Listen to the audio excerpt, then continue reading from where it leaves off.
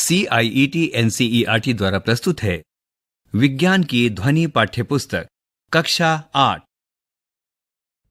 Audio book विज्ञान कक्षा 8 अध्याय 18 वायु तथा जल का प्रदूषण। पृष्ठ 239 से पृष्ठ 252। तो आइए अब सुनते हैं अध्याय 18 वायु तथा जल का प्रदूषण। पृष्ठ 239। पहेली और बूझो ये जानकर फूले नहीं समा रहे थे कि आगरा का ताजमहल संसार के 7 आश्चर्यों में से एक है, परंतु ये सुनकर वे दुखी भी थे कि सफेद संगमरमर की इस इमारत की भव्यता को इसके चारों ओर के क्षेत्र के वायु प्रदूषण से खतरा है। वे ये जानने के लिए उत्सुक थे कि वायु तथा जल प्रदूषण से निपटने के लिए क्या किया जा सकता है। हम सब जागरूक हैं कि हमारा पर्यावरण अब वैसा नहीं है जैसा ये पहले था। हमारे बड़े बूढ़े नीले आकाश तथा स्वच्छ जल एवं शुद्ध वायु के विषय में बातचीत करते हैं जो उनके समय में उपलब्ध थे। जनसंचार के साधन पर्यावरण की गुणवत्ता में निरंतर हो रही गिरावट के विषय में नियमित रूप से जानकारी देते रहते हैं। हम स्वयं अपने जीवन में वायु तथा जल की गुणवत्ता में हो रही गिरावट के दुष्प्रभाव का अनुभव करते हैं। उदाहरण के लिए श्वसन रोगों से पीड़ित व्यक्तियों की संख्या में निरंतर वृद्धि हो रही है। हम उस समय की कल्पना मात्र से ही भयभीत हो जाते हैं जब हमें स्वच्छ वायु तथा जल उपलब्ध नहीं होंगे। आपने अपनी पिछली कक्षाओं में वायु तथा जल के महत्व को समझ लिया है। इस अध्याय में हम अपने आसपास होने वाले हानिकारक परिवर्तनों तथा हमारे जीवन पर इनके प्रभावों के विषय में अध्ययन करेंगे।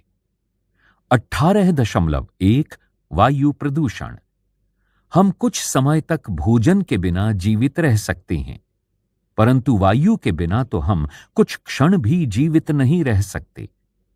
ये साधारण तथ्य हमें बताता है कि स्वच्छ वायु हमारे लिए कितनी महत्वपूर्ण है। आप ये जानते हैं कि वायु गैसों का मिश्रण है। आयतन के अनुसार इस मिश्रण का लगभग 78% नाइट्रोजन तथा लगभग 21% ऑक्सीजन है। कार्बन डाइऑक्साइड, ऑर्गन, मीथेन तथा जल वाष्प भी वायु में अल्प मात्रा में उपस्थित हैं। क्रियाकलाप 18.1। आपने धुआं उगलते ईंट के भट्टे के निकट से गुजरते समय अपनी नाक को ढका होगा। आपको भीड़ वाली सड़कों पर चलते समय खांसी आई होगी। चित्र 18.1। अपने अनुभवों के आधार पर इन दिए गए स्थानों पर वायु की गुणवत्ता की तुलना कीजिए। उपवन तथा भीड़ वाली सड़क, आवासीय क्षेत्र तथा औद्योगिक क्षेत्र। दिन में विभिन्न समयों पर जैसे प्रातःकाल, दोपहर तथा सायंकाल में भीड़ वाला चौराहा, गांव तथा शहर। चित्र 18.1। इस चित्र में शहर की भीड़ भाड़ वाली सड़क का दृश्य दिखाया गया है। इस क्रियाकलाप में आपका एक प्रेक्षण यह भी हो सकता है कि वायुमंडल में धुएं की मात्रा में अंतर है। पृष्ठ 240। क्या आप जानते हैं कि यह धुआं कहां से आया होगा? इस प्रकार के पदार्थों जैसे उद्योगों व स्वचालित वाहनों से निकले धुएं के मिल जाने से भिन्न भिन्न स्थानों के वायुमंडल की प्रकृति एवं संगठन में बदलाव आ जाता है। जब वायु ऐसे अनचाहे पदार्थों के द्वारा संदूषित हो जाती है जो सजीव तथा निर्जीव दोनों के लिए हानिकर है, तो इसे वायु प्रदूषण कहते हैं। 18.2 वायु कैसे प्रदूषित होती है। जो पदार्थ वायु को संदूषित करते हैं उन्हें वायु प्रदूषक कहते हैं। कभी कभी ये प्रदूषक प्राकृतिक स्रोतों जैसे ज्वालामुखी का फटना, वनों में लगने वाली आग से उठा धुआं अथवा धूल द्वारा आ सकते हैं।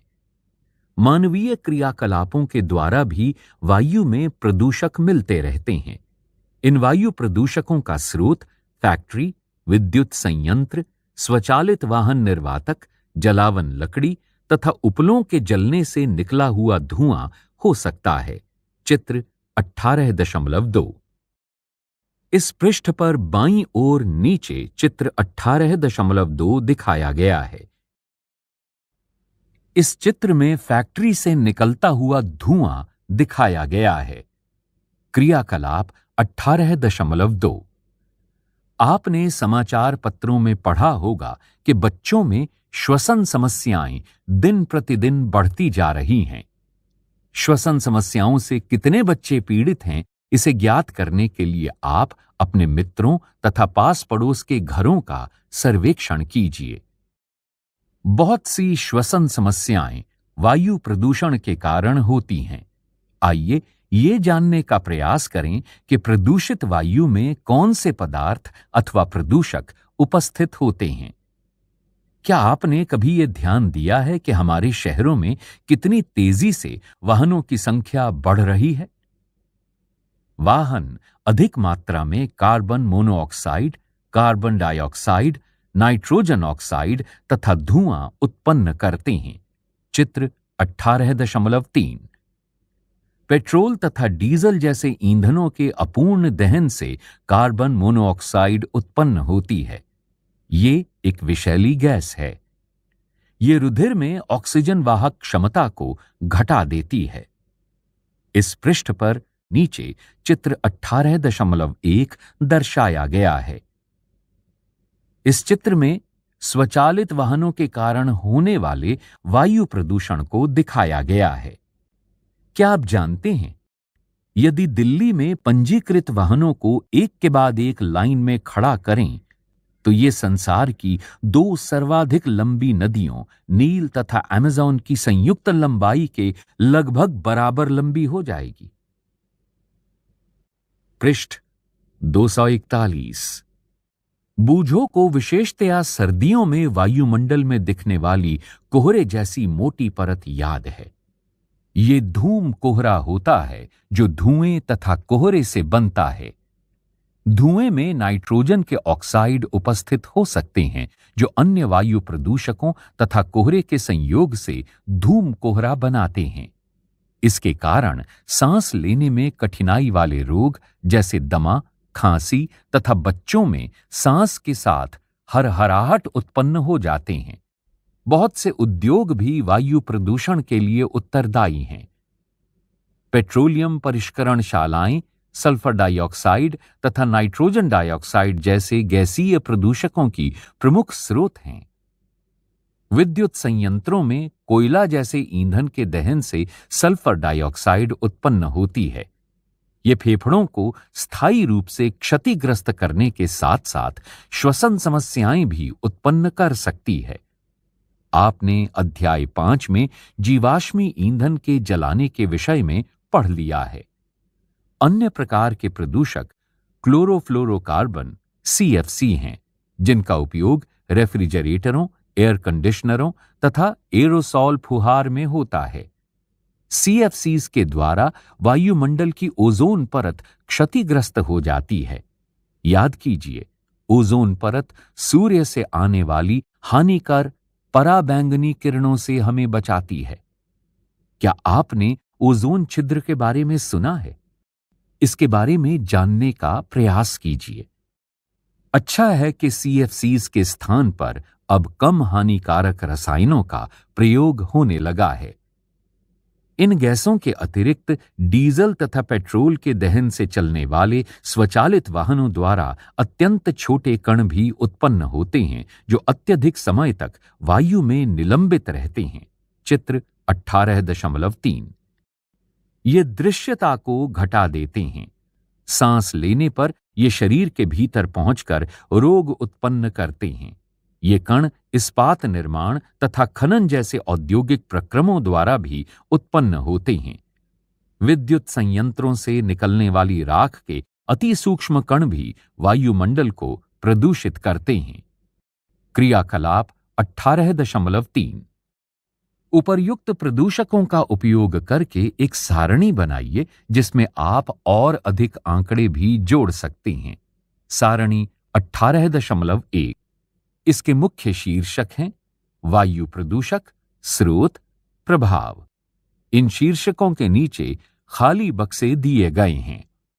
18.3 विशिष्ट अध्ययन, ताजमहल। पिछले 2 दशकों से अधिक समय से पर्यटकों को सर्वाधिक आकर्षित करने वाला भारत के आगरा शहर में स्थित ताजमहल चिंता का विषय बना हुआ है। चित्र 18.4 विशेषज्ञों ने ये चेतावनी दी है कि वायु प्रदूषक इसके सफेद संगमरमर को बदरंग कर रहे हैं। वायु प्रदूषण द्वारा केवल सजीव ही प्रभावित नहीं होते, किंतु भवन, स्मारक तथा प्रतिमाएं जैसी निर्जीव वस्तुएं भी प्रभावित होती हैं। आगरा तथा इसके चारों ओर स्थित रबड़ प्रक्रमण, स्वचालित वाहन, रसायन और विशेषकर मथुरा तेल परिष्करणी जैसे उद्योग सल्फर डाइऑक्साइड तथा नाइट्रोजन डाइऑक्साइड जैसे प्रदूषकों को उत्पन्न करने के लिए उत्तरदायी रहे हैं। ये गैसें वायुमंडल में उपस्थित जलवाष्प से अभिक्रिया करके सल्फ्यूरिक अम्ल तथा नाइट्रिक अम्ल बनाती हैं। ये वर्षा को अम्लीय बनाकर वर्षा के साथ पृथ्वी पर बरस जाते हैं। इसे अम्ल वर्षा कहते हैं। अम्ल वर्षा के कारण स्मारक के संगमरमर का संक्षारण होता है। इस परिघटना को संगमरमर कैंसर भी कहते हैं। मथुरा तेल परिष्करणी से उत्सर्जित काजल कण जैसे निलंबित कणों का संगमरमर को पीला करने में योगदान है। ताजमहल को सुरक्षित रखने के लिए सर्वोच्च न्यायालय ने बहुत से उपाय किए हैं। पृष्ठ 242 माननीय न्यायालय द्वारा उद्योगों को सीएनजी यानी संपीड़ित प्राकृतिक गैस तथा एलपीजी अर्थात द्रवित पेट्रोलियम गैस जैसे स्वच्छ ईंधनों का उपयोग करने के आदेश दिए गए हैं। इसके अतिरिक्त ताज के क्षेत्र में मोटर वाहनों को सीसा रहित पेट्रोल का उपयोग करने के आदेश हैं। अपने बड़े बूढ़ों से चर्चा करके देखिए कि वे अब से 20 या 30 वर्ष पूर्व के ताज की अवस्था के बारे में क्या कहते हैं। अपनी कतरन पुस्तिका के लिए ताजमहल का चित्र प्राप्त करने का प्रयास कीजिए। इस पृष्ठ पर सबसे ऊपर चित्र 18.4 दिखाया गया है। इस चित्र में ताजमहल को दिखाया गया है। बूझो ने कहा, मुझे फसलों वाला अध्याय याद आता है। मैं हैरान हूं कि क्या अम्लीय वर्षा खेतों की मिट्टी यानी मृदा तथा पौधों को भी प्रभावित करती है। 18.4 पौधा घर प्रभाव। सूर्य की किरणें वायुमंडल से गुजरने के पश्चात पृथ्वी की सतह को गर्म करती हैं। पृथ्वी पर पड़ने वाले सूर्य के विकिरणों का कुछ भाग पृथ्वी अवशोषित कर लेती है और कुछ भाग परावर्तित होकर वापस अंतरिक्ष में लौट जाता है। परावर्तित विकिरणों का कुछ भाग वायुमंडल में रुक जाता है। यह रुका हुआ विकिरण पृथ्वी को और गर्म करता है। यदि आपने किसी पौधशाला यानी नर्सरी अथवा अन्य किसी स्थान पर पौधा घर को देखा है तो याद कीजिए कि सूर्य की ऊष्मा पौधा घर में प्रवेश तो कर जाती है पर इससे बाहर नहीं निकल पाती। यही रुकी हुई ऊष्मा पौधा घर को गर्म करती है। पृथ्वी के वायुमंडल द्वारा रोके गए विकिरण यही कार्य करते हैं। यही कारण है कि उसे पौधा घर प्रभाव ग्रीन हाउस इफेक्ट कहते हैं। इस प्रक्रम के बिना पृथ्वी पर जीवन संभव नहीं हो सकता है। अब यह प्रक्रम जीवन के लिए खतरा बन गया है। इस प्रभाव के लिए हवा में CO2 की अधिकता उत्तरदायी है। पहेली ने पूछा, परंतु वायुमंडल में CO2 की मात्रा कैसे बढ़ती है और इसका आधिक्य कैसे हो जाता है? पृष्ठ 243 आप जानते हैं कि CO2 वायु का एक घटक है। पौधों के लिए कार्बन डाइऑक्साइड की भूमिका का भी आप अध्ययन कर चुके हैं। परंतु यदि वायु में CO2 की अधिकता हो तो ये प्रदूषक की भांति कार्य करती है। क्या आप पहेली के प्रश्न का हल ज्ञात करने में उसकी सहायता कर सकते हैं? एक ओर तो मानवीय क्रियाकलापों के कारण निरंतर CO2 वातावरण में मोचित हो रही है तथा दूसरी ओर वन क्षेत्र घट रहा है। पौधे प्रकाश संश्लेषण के लिए वायुमंडल से CO2 का उपयोग करते हैं, जिसके कारण वायु में CO2 की मात्रा कम हो जाती है। वनोन्मूलन के कारण वायु में CO2 की मात्रा बढ़ जाती है, क्योंकि CO2 की खपत करने वाले वृक्षों की संख्या घट जाती है। इस प्रकार मानवीय क्रियाकलाप वायुमंडल में CO2 के संचय में योगदान देते हैं। CO2 ऊष्मा को रोक लेती है और उसे वायुमंडल में नहीं जाने देती। परिणाम स्वरूप वायुमंडल के औसत ताप में निरंतर वृद्धि हो रही है। इसे विश्व उष्णन यानी ग्लोबल वार्मिंग कहते हैं। मीथेन, नाइट्रस ऑक्साइड तथा जल वाष्प जैसी अन्य गैसें भी इस प्रभाव में योगदान करती हैं।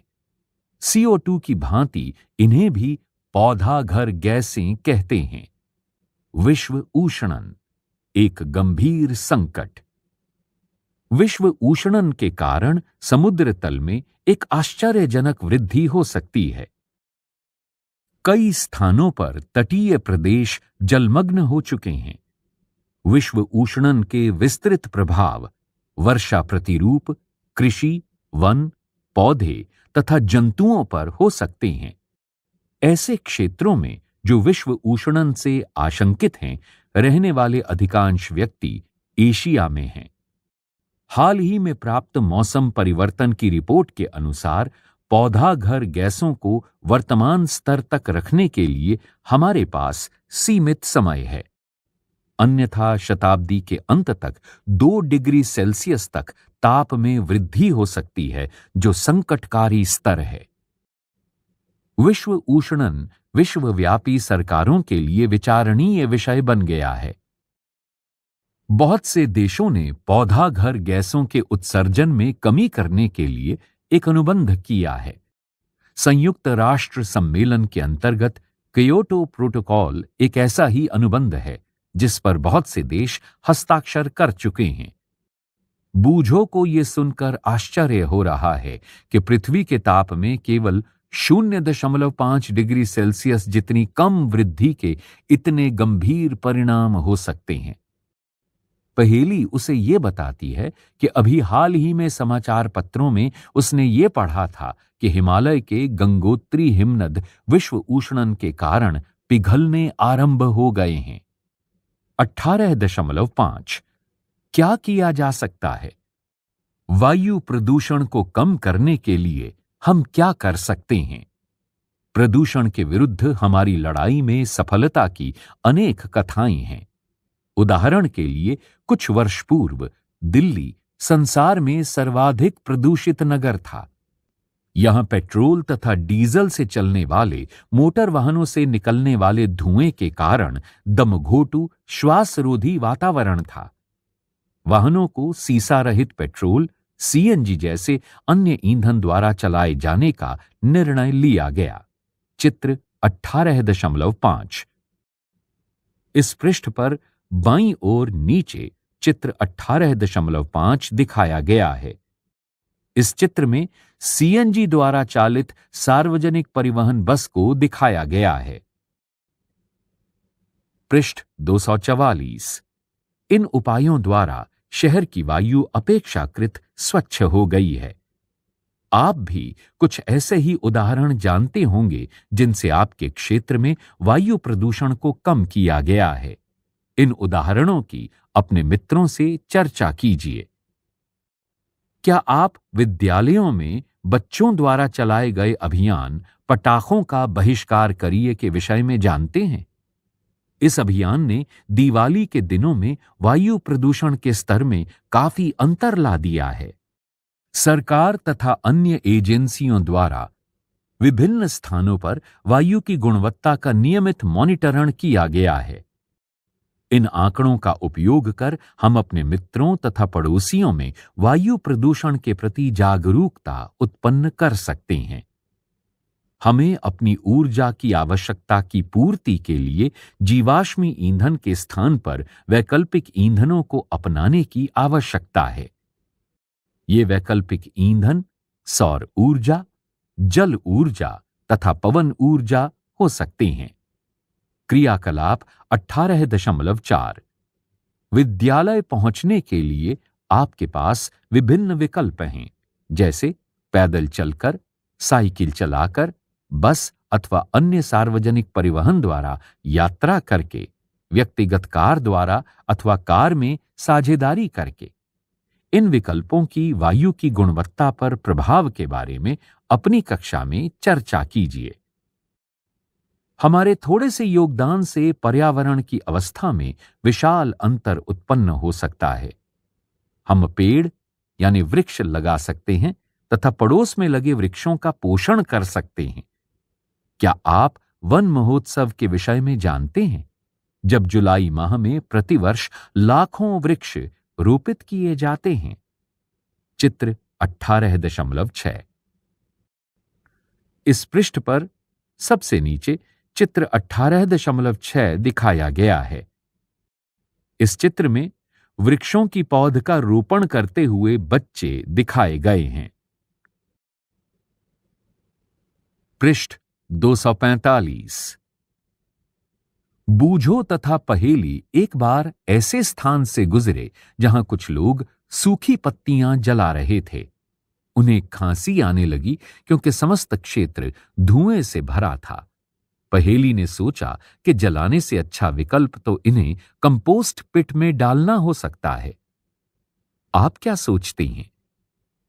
18.6 जल प्रदूषण। कक्षा 7 में आपने सीखा था कि जल एक बहुमूल्य संसाधन है। सोचिए तथा उन क्रियाकलापों की सूची बनाइए जिनके लिए हमें जल की आवश्यकता होती है। हमने देखा कि जनसंख्या वृद्धि, उद्योग तथा कृषि में उपयोग के कारण जल दुर्लभ होता जा रहा है। आपने ये भी देखा होगा कि कपड़े धोने, नहाने आदि के बाद हमारे द्वारा उपयोग किया गया जल कितना गंदला हो जाता है। इसका ये अर्थ है कि जल में हम कुछ ऐसे पदार्थ मिला देते हैं जो उसकी गुणवत्ता को कम करके उसके रंग और गंध को भी बदल देते हैं। जब भी वाहित मल, विषैले रसायन, गाद आदि जैसे हानिकर पदार्थ जल में मिल जाते हैं तो जल प्रदूषित हो जाता है। जल को प्रदूषित करने वाले पदार्थों को जल प्रदूषक कहते हैं। क्रियाकलाप 18.5 नल, तालाब, नदी, कुएं तथा झील के जल के नमूनों को एकत्र करने का प्रयास कीजिए। प्रत्येक को कांच के अलग अलग बर्तनों में उड़ेलिए।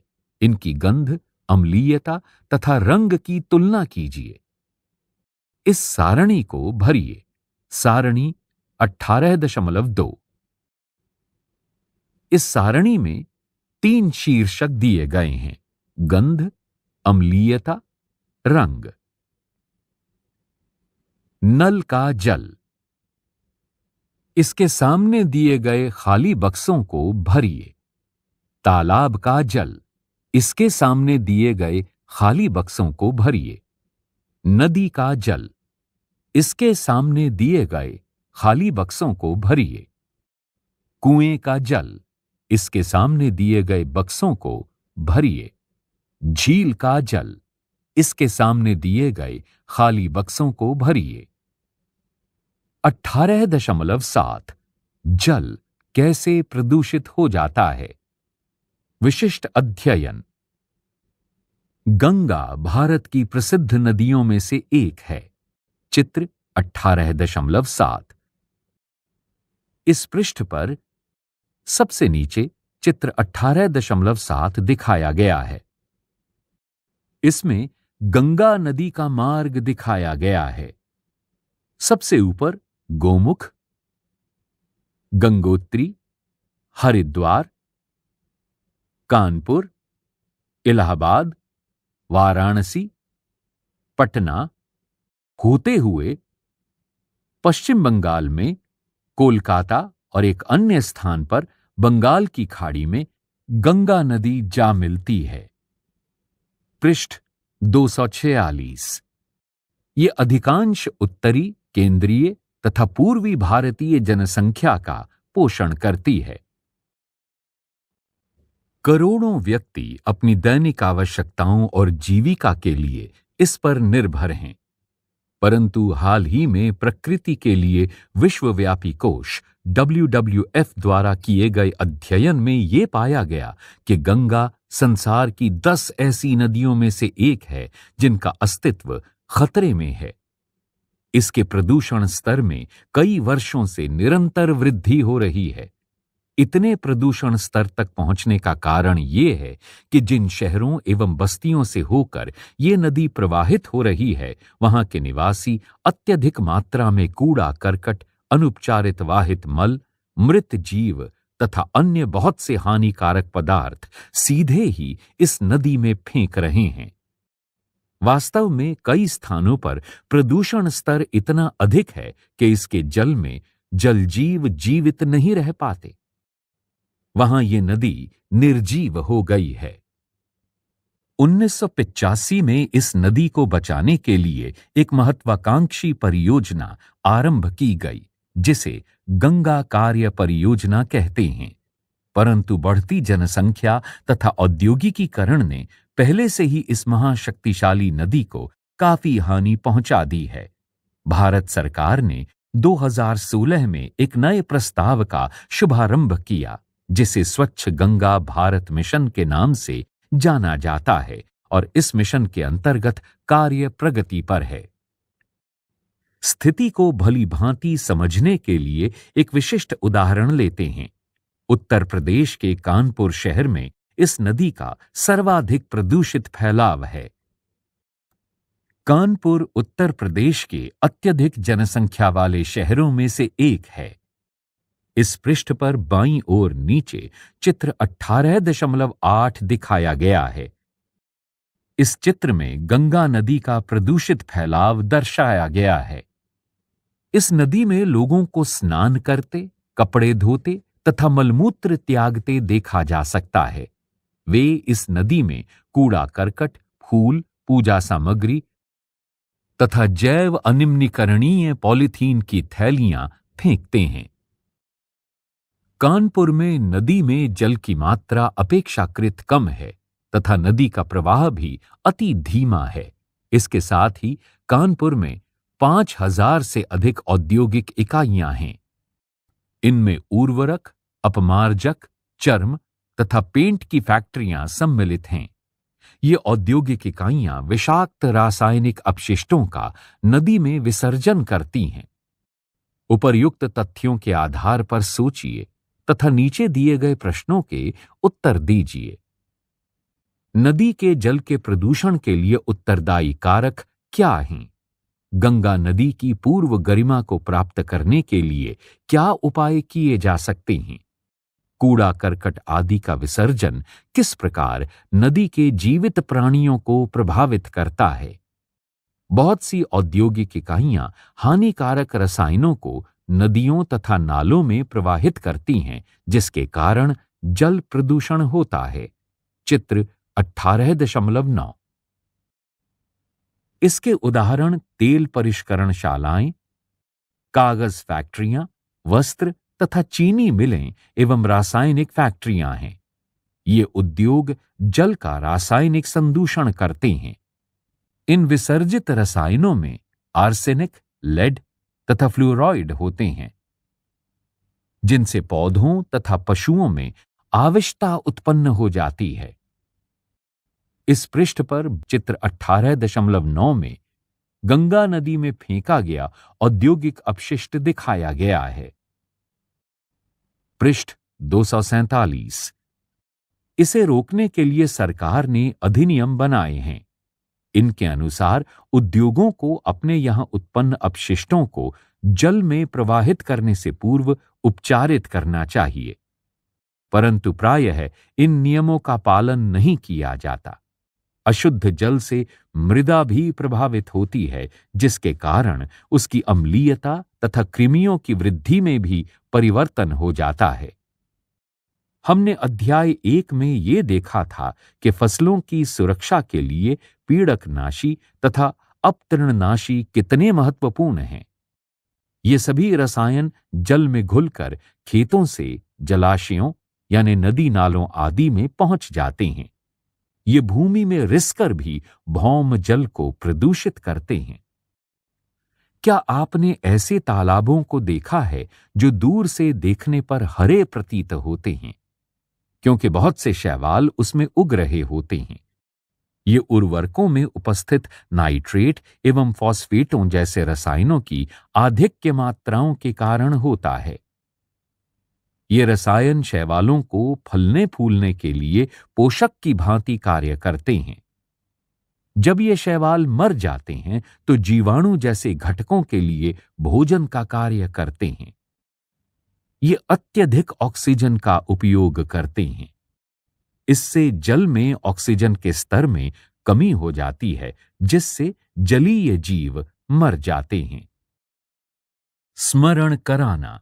क्रियाकलाप 18.6। आपने कक्षा 7 में अपने क्षेत्र में वाहित मल निपटान व्यवस्था की जांच की थी। क्या आपको याद है कि आपके घर से वाहित मल कैसे एकत्र किया गया था और फिर वो कहां गया? कभी कभी अनुपचारित वाहित मल सीधे ही नदियों में प्रवाहित कर दिया जाता है। इसमें खाद्य अपशिष्ट, अपमार्जक, सूक्ष्म जीव आदि होते हैं। क्या भौम जल वाहित मल द्वारा प्रदूषित हो सकता है? कैसे? वाहित मल द्वारा संदूषित जल में जीवाणु, वायरस, कवक तथा परजीवी हो सकते हैं, जिनसे हैजा, मियादी बुखार तथा पीलिया जैसे रोग फैलते हैं। स्तनधारियों के मल में उपस्थित जीवाणु जल की गुणवत्ता के सूचक हैं। यदि जल में ऐसे जीवाणु हैं तो इसका ये अर्थ है कि वो जल मलयुक्त पदार्थ द्वारा संदूषित है। यदि इस प्रकार के जल का हम उपयोग करते हैं तो हमें विभिन्न संक्रमण हो सकते हैं। क्या आप जानते हैं, गर्म जल भी एक प्रदूषक हो सकता है। ये जल प्रायः विद्युत संयंत्रों तथा उद्योगों से आता है। इसे नदियों में बहाया जाता है, जलाशयों के ताप में वृद्धि कर देता है, जिससे उसमें रहने वाले पेड़ पौधे व जीव जंतुओं पर प्रतिकूल प्रभाव पड़ता है। 18.8 पेय जल क्या होता है तथा जल को शुद्ध कैसे किया जाता है? क्रियाकलाप 18.7। आइए दैनिक जीवन में उपयोग होने वाले सरल पदार्थों से जल फिल्टर बनाएं। एक प्लास्टिक की बोतल लेकर उसे बीच में से 2 बराबर भागों में काटिए। इसके ऊपरी भाग को उल्टा करके कीप के रूप में नीचे के भाग में रखिए। इसमें भीतर कागज के नैपकिन अथवा पतले कपड़े की एक परत बनाइए और इसके ऊपर रुई, रेत तथा फिर बजरी की परतें बिछाइए। अब इस फिल्टर पर गंदला जल उड़ेलिए तथा फिल्टरित जल का प्रेक्षण कीजिए। इन प्रश्नों पर अपने मित्रों तथा अध्यापक के साथ चर्चा कीजिए। पीने से पहले हमें जल को फिल्टर करने की आवश्यकता क्यों होती है? पृष्ठ 248। अपने घर में उपयोग होने वाला पीने का जल आप कैसे प्राप्त करते हैं? यदि हम प्रदूषित जल पिएं तो क्या होगा? बूझो बहुत परेशान है। वो पहेली से कहता है कि उसने जो जल पिया था वो देखने में स्वच्छ था तथा उसमें कोई गंध भी नहीं थी, परंतु फिर भी वो बीमार हो गया। पहेली स्पष्ट करती है कि देखने में जो जल स्वच्छ प्रतीत होता है, उसमें रोगवाहक सूक्ष्म जीव तथा घुले हुए अपद्रव्य हो सकते हैं। अतः पीने से पहले जल को शुद्ध करना आवश्यक है। उदाहरण के लिए, हम जल को उबालकर शुद्ध कर सकते हैं। पीने के लिए उपयुक्त जल को पेय जल कहते हैं। आपने देखा है कि किस प्रकार विभिन्न भौतिक तथा रासायनिक प्रक्रियाओं द्वारा जलाशयों में गिराने से पूर्व वाहित मल उपचार संयंत्रों में जल को शुद्ध किया जाता है। इसी प्रकार नगर निगम अथवा नगर पालिकाएं घरों में आपूर्ति करने से पूर्व जल का उपचार करती हैं। क्या आप जानते हैं, संसार की 25% जनसंख्या को निरापद पेय जल नहीं मिलता। आइए देखें कि जल को पीने के लिए निरापद कैसे बनाया जा सकता है। आप ये देख ही चुके हैं कि जल को कैसे फिल्टर करते हैं। ये अपद्रव्यों को दूर करने की भौतिक विधि है। आम प्रचलित घरेलू फिल्टर कैंडल फिल्टर होता है।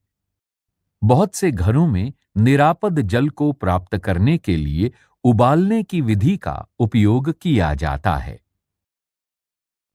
जल को शुद्ध करने की सामान्य रासायनिक विधि क्लोरीनीकरण है। यह जल में क्लोरीन की गोलियां अथवा विरंजक चूर्ण मिलाकर किया जाता है। हमें सावधान रहना चाहिए। हमें क्लोरीन की गोलियों को निर्दिष्ट मात्रा से अधिक नहीं डालना चाहिए। 18.9 क्या किया जा सकता है? क्रियाकलाप 18.8 पता कीजिए कि आपके क्षेत्र में लोगों का जल प्रदूषण के बारे में जानकारी का स्तर क्या है। पीने के जल के स्रोत तथा वाहित जल मल के व्ययन की विधियों के आंकड़े एकत्र कीजिए। समुदाय में जल द्वारा होने वाले सामान्य रोग कौन से हैं? इसके लिए आप किसी स्थानीय डॉक्टर या स्वास्थ्य कर्मचारी से परामर्श ले सकते हैं। इस क्षेत्र में कार्यरत सरकारी तथा गैर सरकारी संस्थाएं कौन कौन सी हैं? जनता में जागृति उत्पन्न करने के लिए इनके द्वारा क्या उपाय किए गए हैं? औद्योगिक इकाइयों के लिए बनाए गए नियमों को सख्ती से लागू किया जाना चाहिए ताकि प्रदूषित जल को सीधे ही नदियों तथा झीलों में नहीं बहाया जा सके। सभी औद्योगिक क्षेत्रों में जल उपचार संयंत्र स्थापित किए जाने चाहिए। चित्र 18.10। व्यक्तिगत स्तर पर हमें निष्ठापूर्वक जल की बचत करनी चाहिए और उसे बेकार नहीं करना चाहिए। कम उपयोग यानी रिड्यूस, पुनः उपयोग अर्थात रीयूज, पुनः चक्रण यानी रीसाइकल, पुनः प्राप्त करना अर्थात रिकवर और उपयोग न करना यानी रिफ्यूज हमारा मूल मंत्र होना चाहिए। अपनी दिनचर्या पर विचार कीजिए। आप जल की बचत कैसे कर सकते हैं? धुलाई तथा अन्य घरेलू कार्य में उपयोग हो चुके जल के पुनः उपयोग संबंधी नए नए विचारों के बारे में हम सोच सकते हैं। उदाहरण के लिए, सब्जियों को धोने के लिए इस्तेमाल जल का उपयोग पौधों की सिंचाई में किया जा सकता है। प्रदूषण अब कोई दूरस्थ घटना नहीं रह गई है। यह हमारे दैनिक जीवन को प्रभावित कर रहा है। जब तक हम सभी अपने दायित्व की अनुभूति नहीं करते तथा पर्यावरण हितैषी प्रक्रमों का उपयोग आरंभ नहीं करते, हमारी पृथ्वी की उत्तरजीविता संकट में है। पृष्ठ 249। इस पृष्ठ पर चित्र 18.10 के माध्यम से जल उपचार संयंत्र को दिखाया गया है। क्या आप जानते हैं, जब आप नल को खुला छोड़कर अपने दांतों में ब्रश करते हैं तो कई लीटर जल व्यर्थ हो जाता है। जिस नल से प्रति सेकंड 1 बूंद जल टपकता है, उस नल से 1 वर्ष में कई हजार लीटर जल नष्ट हो जाता है। इसके बारे में सोचिए। पृष्ठ 250। प्रमुख शब्द: वायु प्रदूषण, रासायनिक संदूषण, विश्व उष्णन, पौधाघर प्रभाव, प्रदूषक, पेयजल, जल प्रदूषण। आपने क्या सीखा? वायु प्रदूषण अपद्रव्यों द्वारा वायु का ऐसा संदूषण है जिसका हानिकर प्रभाव सजीव एवं निर्जीव दोनों पर हो सकता है। प्रदूषक वे पदार्थ हैं जो वायु तथा जल को संदूषित करते हैं। Carbon monoxide, nitrogen oxide, carbon dioxide, methane तथा सल्फर डाइऑक्साइड वायु के प्रमुख प्रदूषक हैं। CO2 जैसी पौधाघर गैसों के बढ़ते स्तर से विश्व उष्णन हो रहा है। जल प्रदूषण जीवन के लिए हानिकारक पदार्थों द्वारा जल का संदूषण है। वाहित मल, कृषि रसायन तथा औद्योगिक अपशिष्ट कुछ प्रमुख जल संदूषक हैं। स्वच्छ तथा पीने योग्य जल को पेय जल कहते हैं। जल एक अनमोल प्राकृतिक संसाधन है। हमें इसके संरक्षण के उपाय सीखने चाहिए। अभ्यास 1। किन विभिन्न विधियों द्वारा जल का संदूषण होता है? 2। व्यक्तिगत स्तर पर आप वायु प्रदूषण को कम करने में कैसे सहायता कर सकते हैं? 3। स्वच्छ पारदर्शी जल सदैव पीने योग्य होता है, टिप्पणी कीजिए। 4। आप अपने शहर की नगरपालिका के सदस्य हैं, ऐसे उपायों की सूची बनाइए जिनसे नगर के सभी निवासियों को स्वच्छ जल की आपूर्ति सुनिश्चित हो सके। 5। शुद्ध वायु तथा प्रदूषित वायु में अंतर स्पष्ट कीजिए। 6। उन अवस्थाओं की व्याख्या कीजिए जिनसे अम्ल वर्षा होती है। अम्ल वर्षा हमें कैसे प्रभावित करती है? 7। इनमें से कौन सी पौधा घर गैस नहीं है? क. कार्बन डाइऑक्साइड, ख.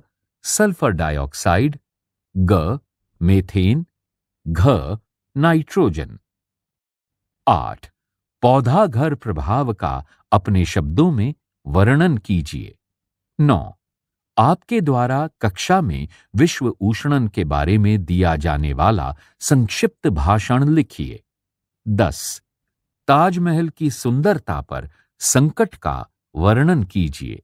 11। जल में पोषकों के स्तर में वृद्धि किस प्रकार जल जीवों की उत्तरजीविता को प्रभावित करती है?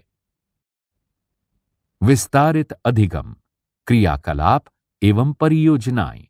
1। कुछ शहरों में वाहनों के लिए प्रदूषण जांच कराना अनिवार्य हो गया है। प्रदूषण जांच के प्रक्रम को सीखने के लिए किसी पेट्रोल पंप पर जाइए। इनके बारे में आपकी जानकारी को क्रमबद्ध रूप से लिखिए। प्रति माह प्रदूषण जांच किए गए वाहनों की औसत संख्या, प्रत्येक वाहन की जांच में लगा समय, जांच किए गए प्रदूषक, जांच का प्रक्रम, विभिन्न गैसों के उत्सर्जन का स्वीकृत स्तर। यदि उत्सर्जित गैसें स्वीकृत सीमा से अधिक हैं तो किए जाने वाले उपाय। कितने समय के पश्चात प्रदूषण जांच की आवश्यकता होती है? 2। आपके विद्यालय ने पर्यावरण संबंधी जिन विभिन्न क्रियाकलापों को संपन्न करने का दायित्व लिया है, उनका सर्वेक्षण कीजिए। कक्षा को स्वयं 2 समूहों में बांटा जा सकता है तथा प्रत्येक समूह विभिन्न विषय का सर्वेक्षण कर सकता है। उदाहरण के लिए, एक समूह यह देख सकता है कि विद्यालय में कोई पर्यावरण क्लब है अथवा नहीं, इसके क्या उद्देश्य हैं, इसके पूरे वर्ष की घटनाओं का क्रम क्या है, आप इसके सदस्य कैसे बन सकते हैं, यदि आपके विद्यालय में ऐसा कोई क्लब नहीं है तो अपने कुछ मित्रों के साथ आप ऐसा ही एक क्लब आरंभ कर सकते हैं। 3. अपने शिक्षक की सहायता से अपने शहर के आसपास अथवा किसी नदी का शैक्षिक भ्रमण आयोजित कीजिए। भ्रमण के उपरांत इन प्रेक्षणों पर ध्यान केंद्रित कीजिए। नदी का इतिहास, सांस्कृतिक परंपराएं। पृष्ठ 252। शहर की जल की आवश्यकताओं की पूर्ति में नदी की भूमिका, प्रदूषण की चिंता, प्रदूषण के स्रोत, नदी के तट के निकट और तट से दूर रहने वाले निवासियों पर प्रदूषण का प्रभाव। 4. अपने शिक्षक तथा इंटरनेट यदि संभव हो की सहायता से यह पता लगाइए कि विश्व उष्णन के नियंत्रण के लिए क्या कोई अंतर्राष्ट्रीय संधि हुई है। इन संधियों में किन गैसों को सम्मिलित किया गया है। इसी के साथ 18 अध्यायों की इस पुस्तक का अध्याय 18 यहां समाप्त हुआ।